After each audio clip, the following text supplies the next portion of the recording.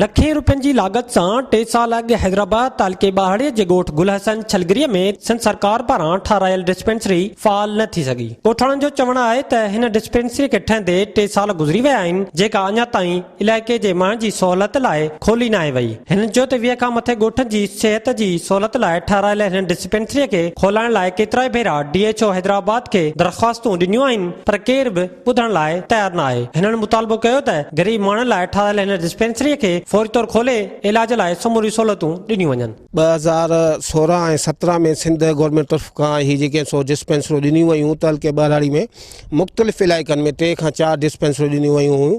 Fee dispensary पुठियां 1 करोड़ जी मालियत आहे, जेका तमीराती कमु थियो आहे, जेका तमीर थी आहे, 1 करोड़ जी बजट जे लागू सां उहा तमीर थी आहे।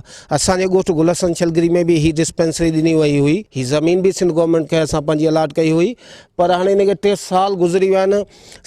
सिंध हुकूमत चवे थी असां सिहत शोबे में वॾियूं हिकिड़ियूं कामयाबियूं मानियूं आहिनि, हासिलु कयूं आहिनि, उहो तव्हांजे साम्हूं आहिनि।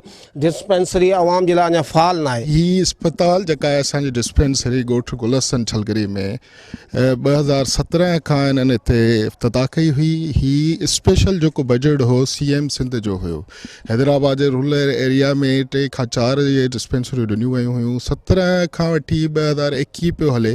ही ठही रास थी विया, हिनखे 2 साल थी विया आहिनि, अञा ताईं फंक्शन न आहे। हर अमलदार खे दायूंसीं, DC दायूंसीं, केतिरा दफ़ा ॾिसी वञनि था, बसि हा अॼु था करियूं, हीअं था करियूं, पर इहा अस्पताल उते पई आहे। असां ॻोठ में ठहे अस्पताल तक़रीबन थी विया आहिनि, 3 साल खनि थी विया आहिनि। रुगो डॉक्टर गुज़ारीसीं पाण परेशान, को मरीज़ बीमार थींदो आहे, ॿ पर खणाए वेंदा आहियूं। हिते हाणे 3 साल थी विया आहिनि, पाण ॾिसो पिया, का डॉक्टर आहे, न को ॻाल्हाइण वारा, न को एम्बुलेंस आहे। हिते मरीज़ बीमार थींदा असीं पाण खणाए ॿिए पासे वेंदा आहियूं।